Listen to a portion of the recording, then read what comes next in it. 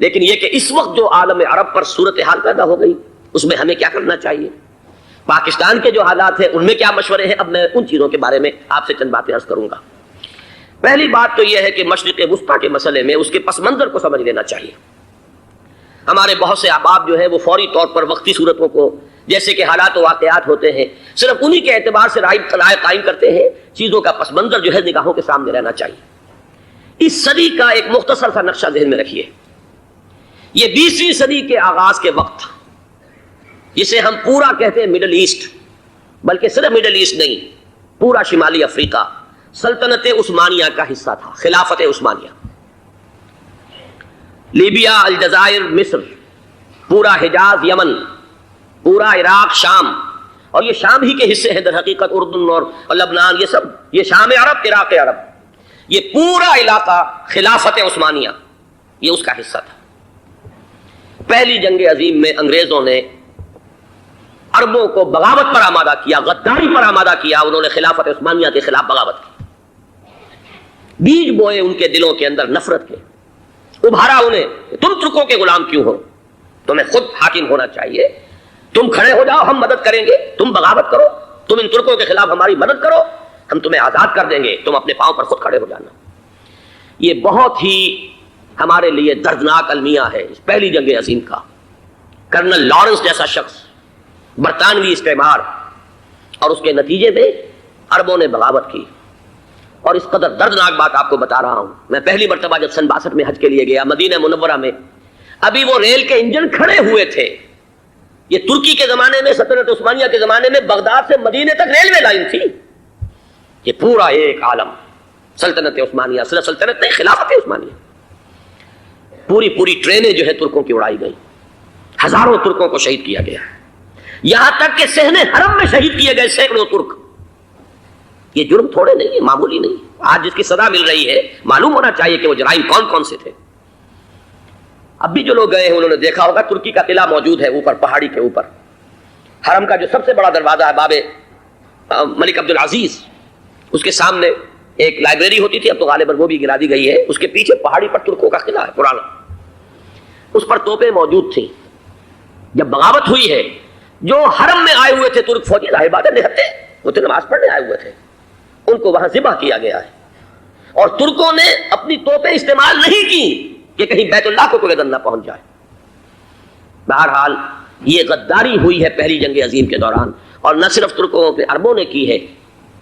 جیسا کہ میں نے کہا تھا، دو ہیں سب سے بڑے مجرم روئے ارضی کے اوپر امت مسلمہ کے طبقات۔ ہمارا پنجابی سپاہی بھی جا کر انگریزوں کی مدد کر کے ایلن بی کو قبضہ جو لے کر دیا بغداد کا، اس میں ہمارے مسلمان پنجابی سپاہی بھی شامل تھے۔ یہ خون چکاں باب ہے ہماری تاریخ کا اس صدی کا۔ لیکن اس کے بعد سلطنت عثمانیہ کے ٹکڑے ہو گئے، چیچڑے ہو گئے۔ ایک انگریز نے لکھا ہے یہ جملہ، زہر میں بجھا ہوا جملہ، کہ تاریخ میں یہ بات ثبت ہو جائے گی کہ ایک انگریز نے اس سلطنت کے ٹکڑے کر دیے کہ جو عمر فاروق نے قائم کی تھی رضی اللہ تعالیٰ عنہ۔ یہ پورا عالم، یہ تمام علاقہ کس نے پتہ کیا تھا؟ یہ بات ہاتھ بدل گئے تھے، پھر ترک آ گئے، خلافت عثمانیوں کے پاس چلی گئی، لیکن یہ سلطنت تو حضرت عمر رضی اللہ تعالیٰ عنہ کے زمانے سے چلی آ رہی تھی۔ اس کو ایک انگریز کرنل نے، اور اس نے بغاوت میں آمادہ کر کے عربوں کو اور ترکوں کے پیٹھ میں چھرا گھپوا کر ان کے ذریعے سے اور ٹکڑے کر دیے۔ لیکن جب جنگ ختم ہوئی، اب انہوں نے کہا کہ اب ہمیں آزادی دیجیے، تو اب انہیں معلوم ہوا کہ غداروں کو دنیا میں کیا ملتا ہے، ٹکڑے کر دیے گئے۔ یہ حصہ عراق یہ انگریز کے پاس رہے گا، شام کا یہ علاقہ یہ فرانسیسیوں کے پاس رہے گا، مصر پر انگریزوں کا تسلط رہے گا، لیبیا اطالویوں کے پاس رہے گا، لے دے کر یہ جو علاقہ تھا حجاز، کیونکہ وہاں کچھ تھا ہی نہیں، بوادن غیر ذی زرع، یہ عربوں کے پاس چھوڑ دیا گیا۔ اس وقت جو بادشاہ ہیں شاہ حسین اردن کے، ان کے دادا سب سے بڑے غدار وہی تھے، لہذا ان کو اس علاقے کی بادشاہت دے دی گئی۔ اس کے بعد نجد سے ایک تحریک اٹھی ہے، وہ سعودی جو خاندان ہے وہ نجد سے اٹھا۔ نجد میں اس وقت کچھ بھی نہیں تھا، وہ تو صرف ریت کے تودے تھے اور کچھ بھی نہیں، لہذا ادھر کسی استعماری قوت کو دیکھنے کی ضرورت ہی نہیں تھی۔ وہ تو بعد میں تیل برآمد ہوا، اس کی حیثیت ہو گئی، اور یہ امارات کا علاقہ جو ہے اس کی دنیا میں اب گویا کہ یوں سمجھیے کہ جو سب سے زیادہ اہم علاقے ہو سکتے ہیں روئے ارضی کے نقشے پر، ان میں سے ایک وہ ہو گیا۔ لیکن یہ اس وقت کی بات میں کر رہا ہوں، کوئی حیثیت نہیں تھی، لہذا اس کو چھوڑ دیا گیا۔ یہ ہے تاریخی پس منظر، یہ لکیریں جو کھینچی گئی ہیں، یہ ایک ملت اسلامیہ کو جو قومیتوں میں تقسیم کیا گیا، پھر نعرے لگوائے گئے المصر للمصریین الشام للشامیین. اب شامی ایک علیحدہ قوم ہو چکے ہیں، مصری ایک علیحدہ قوم ہو چکے ہیں، عراقی ایک علیحدہ قوم ہو چکے ہیں. یہ ساری تقسیمیں استعمار کی پیدا کرنا ہے، اس کا کوئی تعلق اسلام کے ساتھ نہیں. اب ضرورت تو اس بات کی تھی کہ استعمار کے پنجے جب یہاں سے کچھ ہٹے، دوسری جنگ عظیم کے بعد ایک دور آیا، امریکہ ابھرا ہے دنیا کی عالمی سطح پر سیاست میں. اس کے ہاں کچھ آزادی کے تصورات تھے، اس نے بھی سپورٹ کیا. برطانیہ کمزور ہو چکا تھا، وہ اتنے بڑے علاقے کو ہولڈ نہیں کر سکتا تھا. ہندوستان بھی آزاد ہوا، پھر یہ کہ اور دوسرے علاقوں سے بھی اس کو پسپائی اختیار کرنی پڑی. استعمار کے پنجے جس طرح بھی ہوئے، ان کے سینوں سے، عربوں کے سینوں سے جو ہے گویا کہ وہ ہٹے. لیکن امریکہ نے ایک اپنی بہت بڑی حکمت عملی جو اختیار کی، عالم عرب کے سینے میں اسرائیل کا خنجر پیوست کر دیا تاکہ یہ کبھی آزاد نہ ہو جائیں، ہمارے انگوٹھے تلے رہے، ہماری پالیسی گورن کرے. یہ استعمار کا دوسری جنگ عظیم کے بعد جہاں برطانوی استعمار، فرانسیسی استعمار رفتہ رفتہ یہ ہٹنے شروع ہوئے. صدر ناصر نے انگریزوں کو اٹھا کر پھینکا میڈیٹرینین میں اور دوسرے جگہوں سے. الجزائر نے آزادی حاصل کی فرانس سے، اطالویوں سے جو ہے لیبیا والوں نے آزادی حاصل کی. یہ ہو گیا، لیکن ایک خنجر پیوست کر دیا گیا اسرائیل کا سینہ عرب. اس صورتحال میں ظاہر بات ہے کہ ایک تو بڑی آئیڈیل پوزیشن تھی کہ پورا عالم اسلام متحد ہو، لیکن وہ تو بہت دور کا خواب معلوم ہوتا ہے. علامہ اقبال سے بڑا کوئی نقیب نہیں ہے ملت اسلامی کی وحدت کا. ایک ہو مسلم حرم کی پاسبانی کے لیے، نیل کے ساحل سے لے کر تابخا کے کاشغر. لیکن انہیں بھی اپنے لیکچرز میں کہنا پڑا کہ اس وقت جو صورتحال ہے، پورے عالم اسلام کی ایک وحدت بن جانا تو تقریباً ناممکن نظر آ رہا ہے. اگر کسی طرح ایک common wealth of Muslim nations وجود میں آ جائے تو بھی بڑی کامیابی ہوگی. لیکن اس سے بھی پہلے یہ تو زیادہ آسان تھا کہ عالم عرب ایک وحدت کی شکل اختیار کر لے. یہ تو ایک قوم ہے، اکثر و بیشتر ایک نسل یا زیادہ دو نسلیں کہتی تھیں. شمالی افریقہ میں بربر نسل بھی ہے، باقی تو سب عرب ہے. یہ پورا عالم ایک نسل، ایک زبان، پورے اتنے رقبے کے اوپر بولے جانے والی ایک زبان، یہ تو ایک ہو جائے. افسوس یہ ہے کہ اس کا ایک ہو جانا، ایک شخصیت ابھری تھی جو مذہبی مزاج کی شخصیت تھی، جو دینی مزاج کی حامل شخصیت تھی. اگر اس کی قیادت میں عالم عرب متحد ہو جاتا تو واقعتاً ایک بہت بڑا جو ہے مرحلہ وہ طے ہو جاتا پوری عالمی ملت اسلامیہ کی ایک وحدت اختیار کرنے کا. وہ شخصیت تھی شاہ فیصل شہید کی. اور اس لفظ کے ساتھ ہی آپ کے ذہن میں آ گیا ہوگا کیوں انہیں شہید کر دیا گیا، کس نے کیا کرایا، کہاں سے تعلیم حاصل کر کے آیا تھا وہ جس نے شہید کیا شاہ فیصل شہید کو. اس کی گردن پر کون سوار تھی، وہ یہودی لڑکی کے جس کے فوٹو بھی شائع ہوئے، ایک گردن پر اٹھائے کھڑا ہوا شہزادہ اپنی ایک یہودی دوست کو، لڑکی کو. اور وہی ہے کہ جس نے جا کر پستول سے شہید کیا ہے. جہاں میں اچھی طرح جان لیجئے، جیسے بارہا میں نے عرض کیا ہے کہ حضرت عمر کو شہید کرنے والا کہنے کو ابو لولو فیروز تھا، لیکن اس کے پیچھے پورا ایرانی نسل پرستی کا جو پورا پس منظر ہے، اسے تو ہر شخص جس کی ذرا بھی نگاہ جو ہے جو صرف منظر کو نہ دیکھ رہی ہو، پس منظر کو بھی دیکھنے والی ہو، وہ تو جان لے گی کہ ابو لولو فیروز ایک فرد کا نام نہیں تھا، وہ ایران کا انتقام تھا عالم عرب سے. بالکل اسی طریقے سے یہ امریکی استعمار کا ہتھ کنڈا تھا، اسے محسوس ہوا. شاہ فیصل مذہبی مزاج کا شخص یہ ابھر رہا ہے. اور یہ شاہ فیصل کی حکمت عملی کا ذرا آپ اندازہ کیجئے.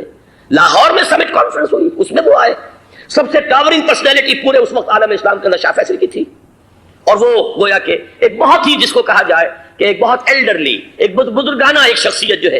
اور انہوں نے اپنی دولت کے دروازے، عرب میں وہ مشہور تھے کہ نہایت خسیس اور بخیل انسان ہے، اس لیے کہ وہاں وہ خرچ کرتے تھے حساب کتاب کے ساتھ، لیکن ان کے خزانے کھلے ہوئے تھے عالم اسلام کے لیے. ادھر بھی مدد ہے، ادھر بھی مدد ہے، ادھر بھی کام ہو رہا ہے، ادھر بھی کام ہو رہا ہے. پھر انہوں نے تیل کا ہتھیار استعمال کر کے ایک دفعہ امریکہ کو دن میں تارے دکھا دیے تھے. لہذا ان کا ہٹایا جانا سین سے یہ امریکی استعمار کے لیے لازم تھا. اب لے دے کر رہ گئے کون سیکولر مزاج کے لوگ. پہلی اٹمپٹ جمال عبد الناصر نے کی، ناکام ہو گیا. قذافی صاحب نے کوشش کی کہ وہ ان کی جانشینی حاصل کر لے، ناکام ہو گیا.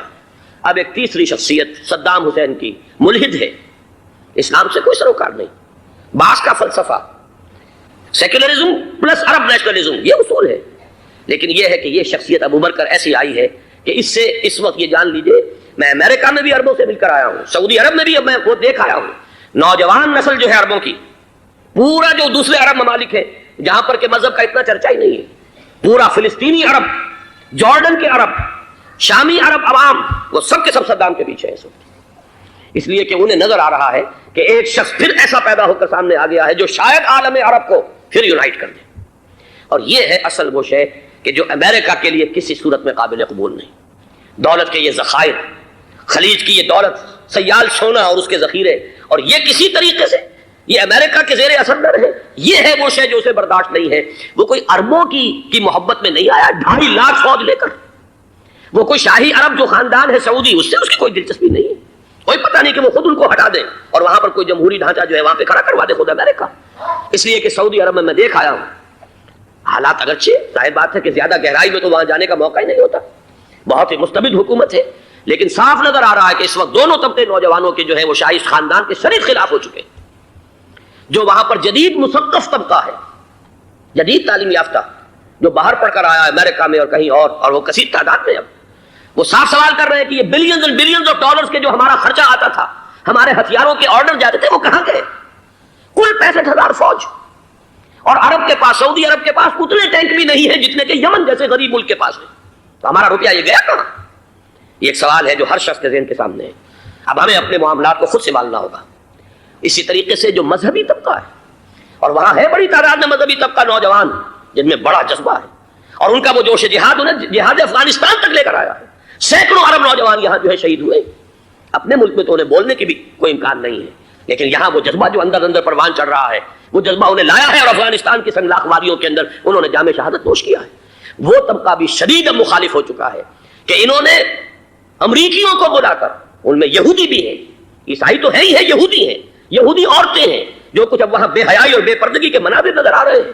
یہ سرزمین عرب، میں نے امریکہ میں تقریر سنی ہے اسنا کے جو فائنل ان کا ایک سیشن تھا، اسلامک سوسائٹی نارتھ امریکہ، جس میں مدعو کیا گیا تھا، اور اسی لیے میں نے یہ سفر کیا تھا۔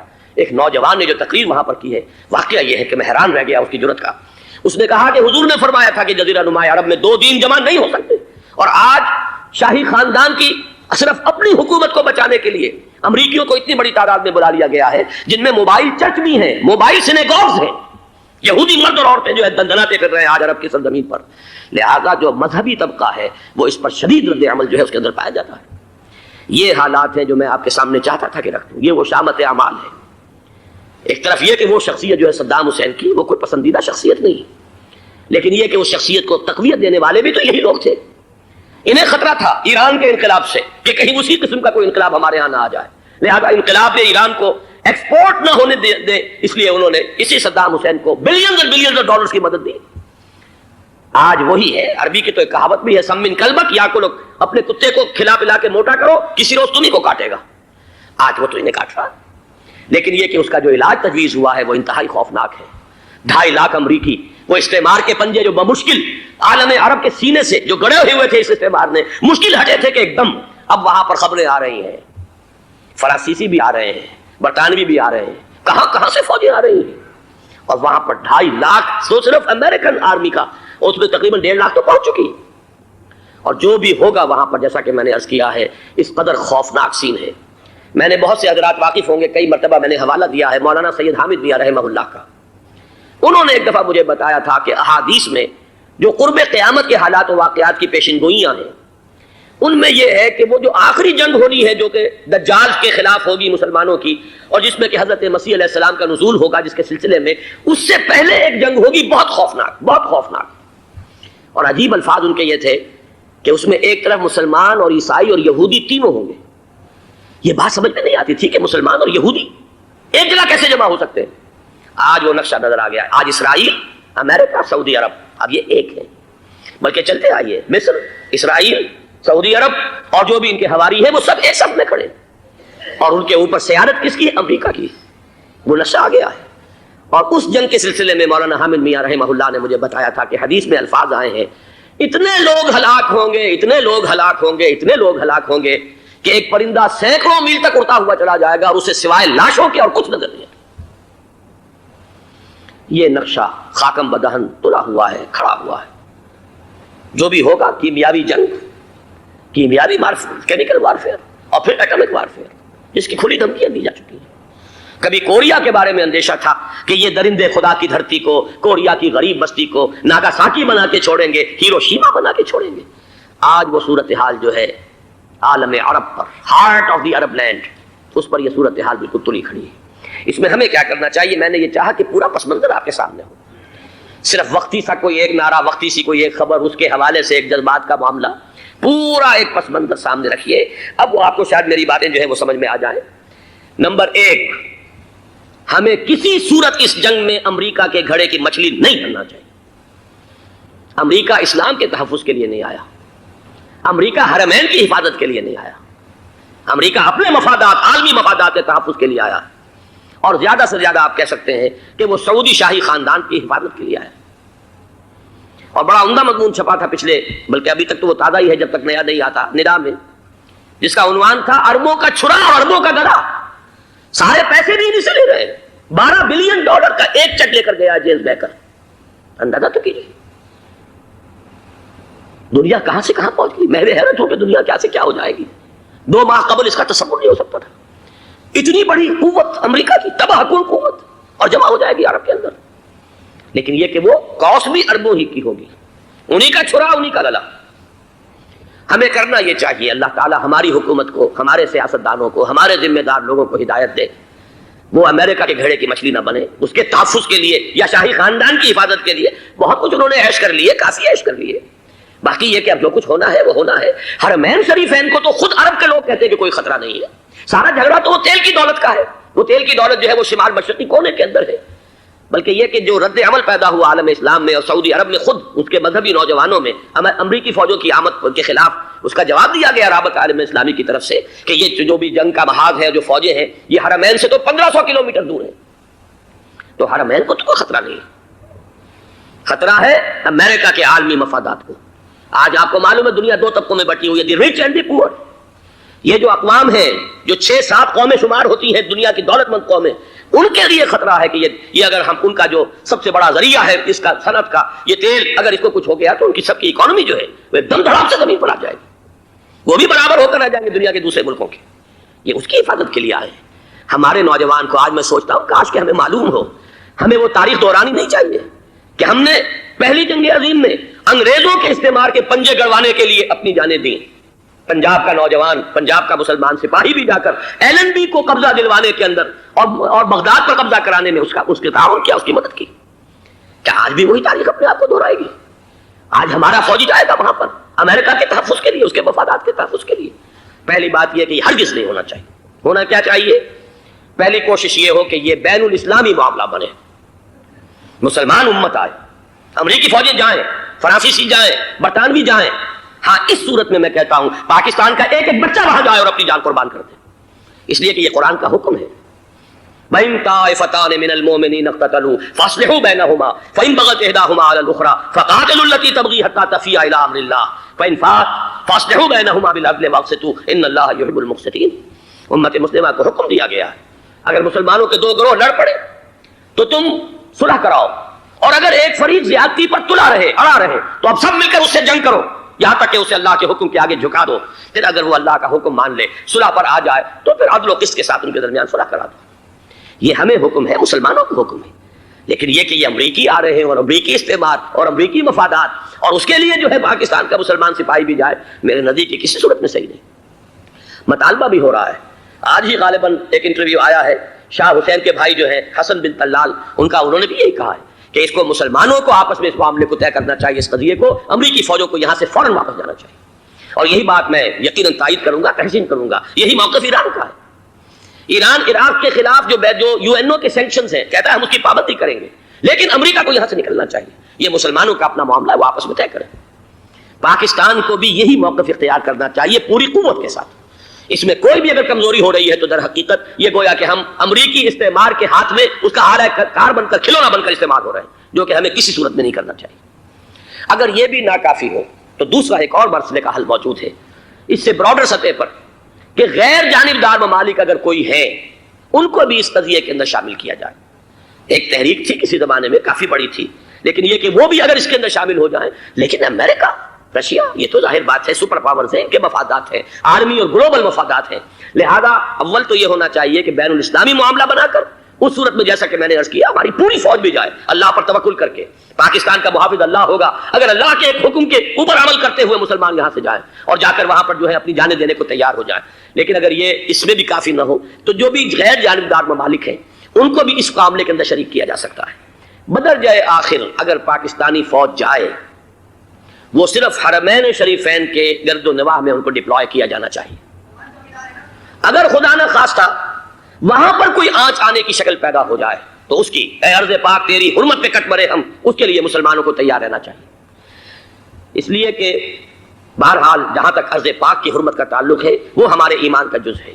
باقی برطانوی مفادات، امریکی مفادات، صنعتی ممالک کے مفادات یا کسی شاہی خاندان کے مفادات، یہ شاہی خاندان یہ تو گرتی ہوئی دیواریں ہیں، جانا ہے آج نہیں تو کل، لیکن یہ کہ اصل معاملہ ہے امت کا، اصل معاملہ ہے امت مسلمہ کا، اصل معاملہ ہے حرمین شریفین کا، لہذا ان دونوں چیزوں کو لازماً گڈمٹ نہ کریں۔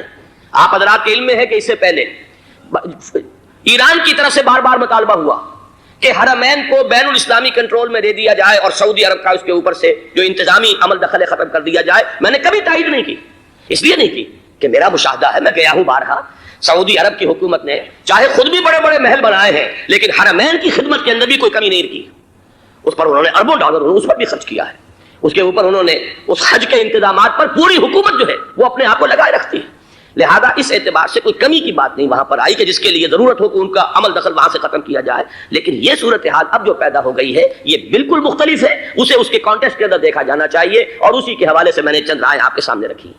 اب آئیے پاکستان کی طرف جو ہمارا اصل مسئلہ ہے، اس کے تو ہم سب سے بڑے ذمہ دار ہیں، اس کی بھلائی ہے تو برائی ہے تو اس میں خیر آتا ہے تو وہ بھی ہماری کوشش اس کے لیے ضروری ہے، اور کوئی شر پیدا ہوتا ہے تو اس کی ذمہ داری بھی ہم پر آئے گی، اس کے ضمن میں چند باتیں عرض کر رہا ہوں۔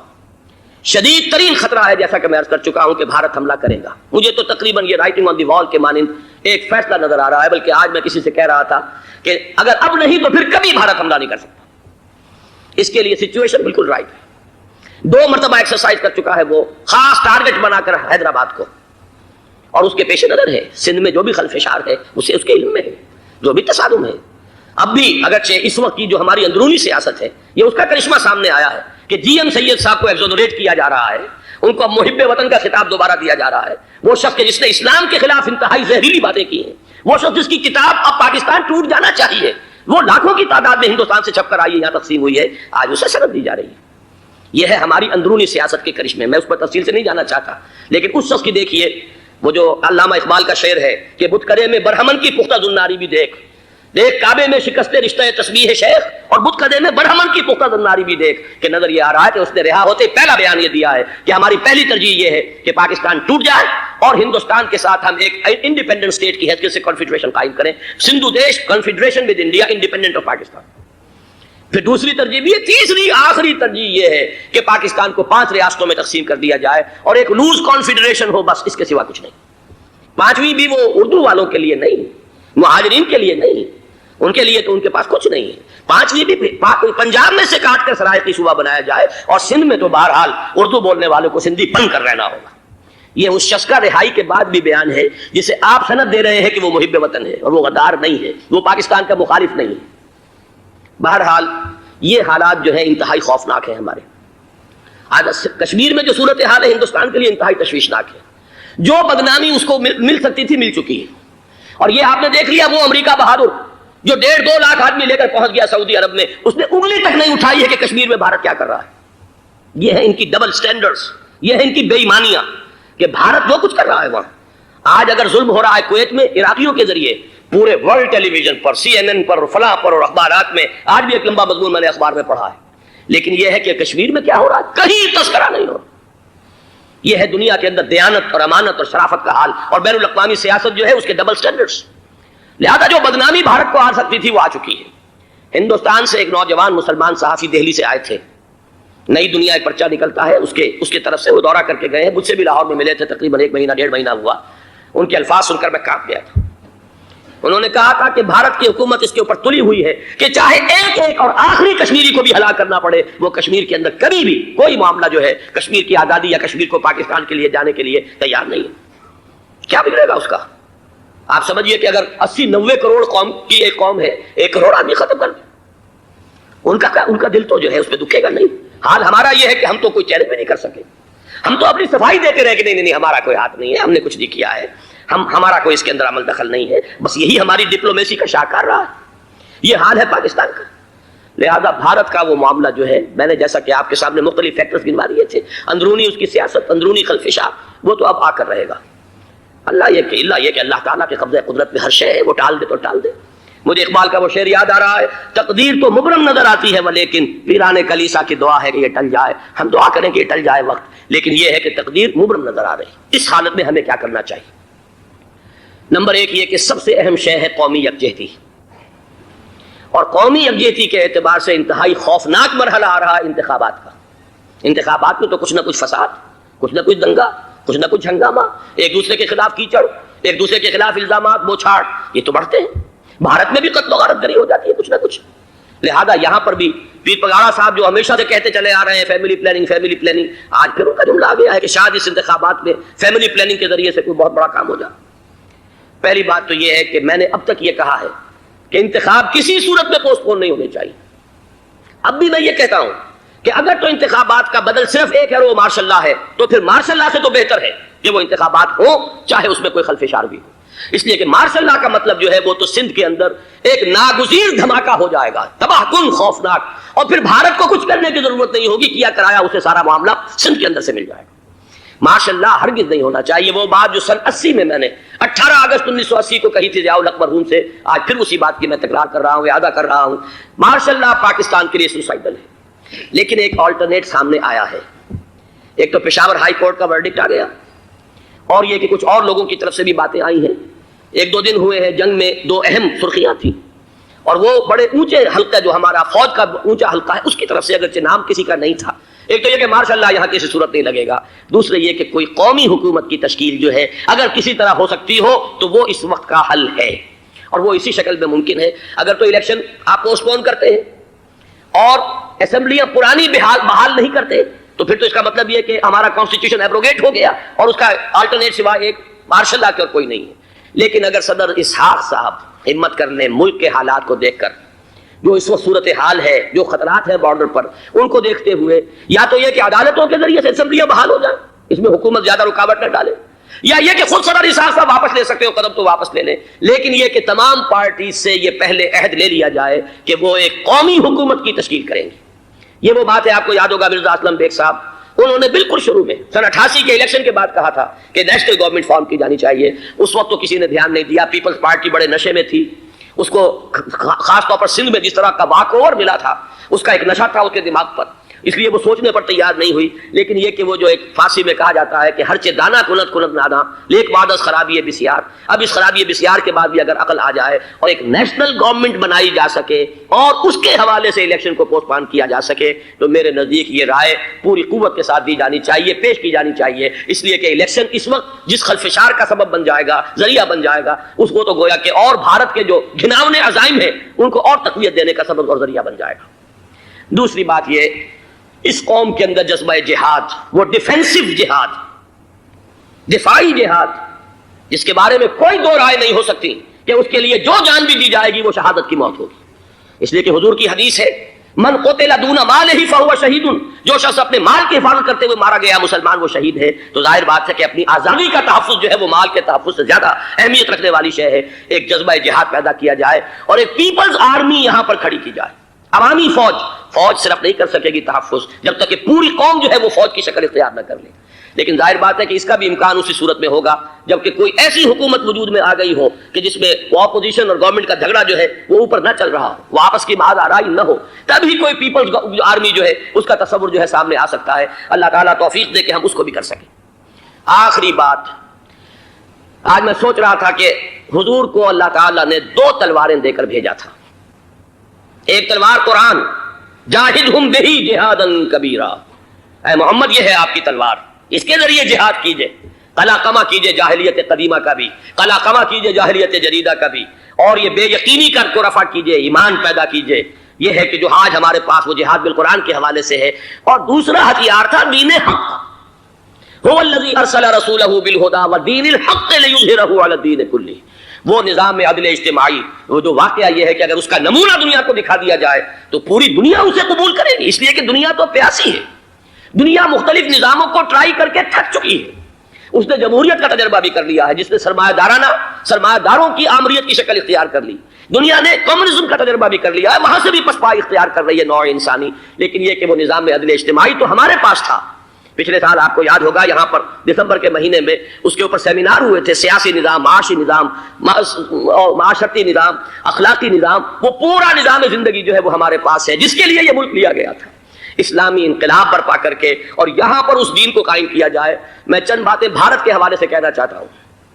بھارت کے سلسلے میں ہم سے بہت بڑی بڑی کوتاہیاں ہوئی ہیں ہندو قوم کے حوالے سے. پہلی کوتاہی یہ ہوئی کہ ہم نے 800 یا 1000 برس تک حکومت کی. اگرچہ صوفیاء نے کچھ تبلیغ کی یہاں پر, لیکن علمی سطح پر, انٹلیکچوئل لیول پر کوئی تبلیغ کا کام نہیں کیا.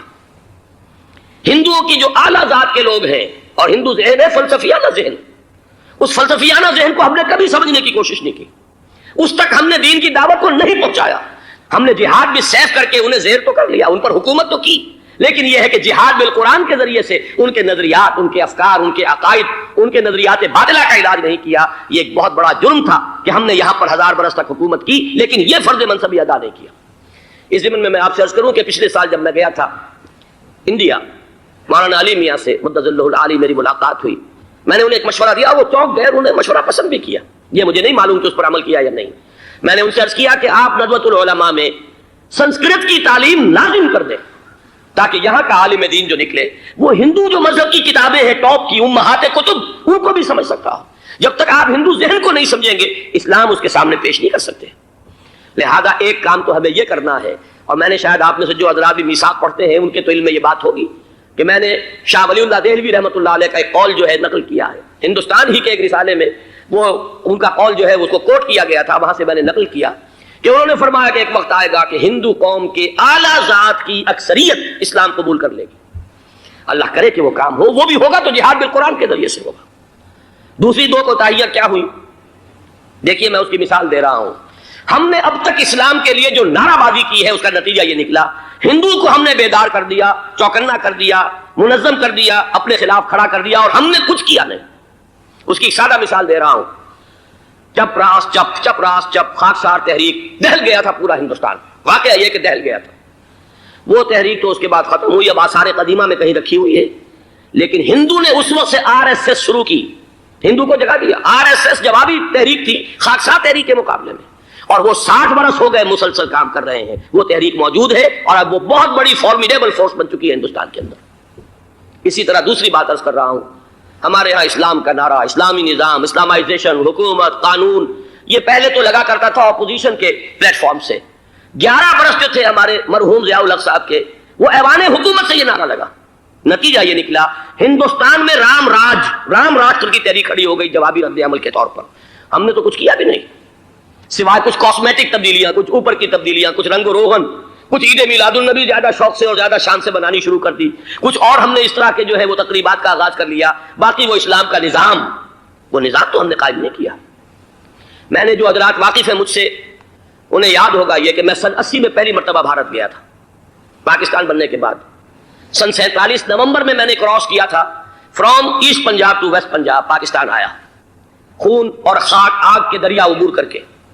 33 برس کے بعد میں گیا تھا واپس ہندوستان پہلی مرتبہ سن 80 میں. واپس آ کے جو میں نے تقریر کی تھی اس کی چند چیزیں یاد ہوں گی بہت سے حضرات کو. میں نے کہا تھا میں نے 2 چیزیں بڑی اچھی دیکھی ہندوستان میں جس سے ہندوستان میں مسلمانوں اور اسلام کے مستقبل کے بارے میں جو بہت زیادہ اندیشے اور خطرے تھے وہ دور ہو گئے.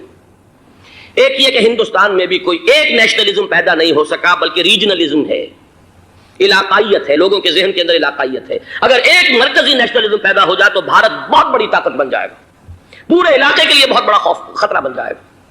دوسری بات میں نے عرض کی تھی کہ اللہ کا شکر ہے کہ ہندو مذہب کا کوئی ریوائول وہاں نہیں ہوا. بائی اینڈ لارج انڈین ہندو جو ہے وہ سیکولر ذہن کا ہے, مذہب کا احیاء وہاں نہیں ہوا. یہ سن 19 کی بات میں کہہ رہا ہوں, اس لیے کہ مذہب کا اگر احیاء وہاں ہو جائے تو مسلمان کے لیے بڑے خطرے کی بات ہو جائے. لیکن آج میں آپ سے عرض کر رہا ہوں 1990 میں 10 برس کے بعد یہ جو 11 برس تک ہمارے ہاں اسلام کی رٹ لگی ہے, نتیجتاً اب وہاں ملیٹنٹ ہندو ریوائولزم ایک بہت بڑی قوت بن کر آ چکا ہے. ہم نے کچھ کیا بھی نہیں, نعرے لگائے, اور وہاں BJP اب اگلے الیکشن کے اندر وہ یقین رکھتی ہے کہ اس کی حکومت ہوگی. اس وقت بھی VP سنگھ کی حکومت جو ہے اسی کے بل پر کھڑی ہے. میری ملاقات ریاض میں ایک ہوئی ہے مراد آباد کے نوجوان سے، اور گفتگو کے آخر میں وہ رو پڑا کہ ہم ہندوستانی مسلمان کیا کریں، ہم تو ایک ایسی صورتحال سے دو چار ہو گئے ہیں کہ کوئی صورت ہمیں نظر نہیں آ رہی بچاؤ کی۔ 30 اکتوبر کی ڈیٹ دی ہوئی ہے وی ایچ پی نے، وشوا ہندو پریشد جو ہے وی ایچ پی، اس کے دے رکھی ہے کہ ہم نے ہر صورت کچھ بھی ہو جائے، اور ایسے ایسے طریقے ان کے ہیں۔ وہ پہلے اینٹیں انہوں نے روانہ کرنی شروع کی تھی، اس کے بعد اب یہ ہے کہ ایک ایک گاؤں سے ایک ایک آدمی آئے گا، 30 لاکھ گاؤں سے ایک ایک آدمی چل کر آئے گا، اور وہ جب پہنچیں گے تو کوئی ان کے اوپر چونکہ ایک ایک آدمی چل کر آ رہا ہوگا، کوئی دفعہ 144 حکومت کی نہیں لگ سکے گی، اور ہم جب اتنے لوگ جمع ہو جائیں گے لا محالہ ہم نے وہ مندر جو ہے تعمیر کرنا ہے اور وہ مسجد گرا دینی ہے۔ اور ادھر مسلمان جو ہے آخری طور پر طے کیے ہوئے ہیں کہ چاہے ہم سب کٹ مریں لیکن ہم یہ مسجد گرنے نہیں دیں گے۔ خدا نہ خواستہ یہ صورتحال اگر بالفعل ہو جاتی ہے کنفنٹریشن، اس وقت تو پھر بھی جو حکومت یو پی کی ہے وہ کچھ نہ کچھ مسلمانوں کا ساتھ دے رہی ہے، لیکن یہ کہ بے بس ہوتے کوئی دیر نہیں لگے گی۔ اگر لاکھوں لوگ جمع ہو جائے اس شہر کے اندر، ایودھیا کے اندر، تو ظاہر بات ہے ہر حکومت گھٹنے ٹیکنے پر مجبور ہو جاتی ہے۔ 50,000 اہل تشیع نے ضیاء الحق صاحب کے گھٹنے ٹکوا دیے تھے، داغ رگڑوا دی تھی، اور وہ جو آرڈیننس تھا زکوٰۃ آرڈیننس اس میں ترمیم کروا دی تھی۔ کیا ہوگا؟ نہایت خوفناک صورتحال ہے۔ لیکن اگر ہم یہاں اسلام صرف نام نہ ہو عملاً قائم کر کے دکھا دیں، مجھے یقین ہے کہ خود ہندو اسے قبول کرے گا۔ یہ تو نعمت ہے، یہ راحت ہے، یہ نظام عدل ہے، یہ تو بہترین حل ہے ہمارے تمام مسائل کا۔ لیکن یہ کہ اگر ہم نے وہ کام نہ کیا، وہ اسلامی انقلاب کی طرف پیش قدمی نہ کی، وہ جاہدہم بہ جہاداً کبیرہ کے ذریعے سے ایمان، اور ایمان کے ساتھ اس کا لازمی نتیجہ وہ ایک جد و جہد، انقلابی جد و جہد، اور اس کے نتیجے میں پاکستان میں اسلامی انقلاب لا کر اسلام کے نظام عدل